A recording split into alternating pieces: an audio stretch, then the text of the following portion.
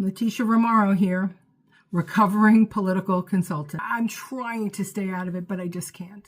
Not after what Juan did to Donald Trump today. And not just to Donald Trump, to all of us. Since the day he came down that escalator, the swamp has wanted Donald Trump gone. And you know who I mean by the swamp. You know, those people in Washington, who take half our money and all of our liberties and tell us that they know better what to do than we do. They don't like him. And they did everything in their power to get rid of him.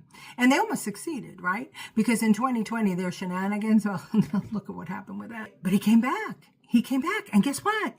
After 4 years of Weekend at Bernie's in the White House, the American people said, hey, something ain't right here. And we didn't believe their crap anymore. They had to do something to get rid of Trump. So what did?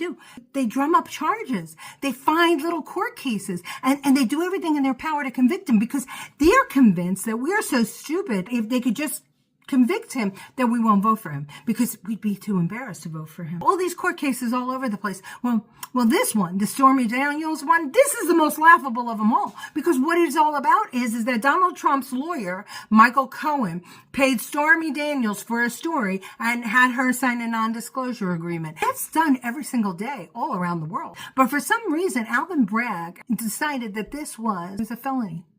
And they got a very partial jury to convict him on it. But guess what? The American people saw right through them and they voted for him anyway. So instead of Mershon saying, look, we can't get rid of this guy. The American people want him. So we should just go take our ball and go home and be done with it. No. Mershon doubles down. And today he sentences Trump with a non-sentence for a non-crime that he was convicted of by a very partial jury. No penalties, no fines, no jail time. No, they just discharge it. But the one thing that we're able to do, make it so that on January 20th, when Donald Trump puts his hand on the Bible, that it will be the first time that a convicted felon is actually inaugurated into the White House. So who's supposed to feel bad about that? He wants us to feel ashamed because we voted for Donald Trump.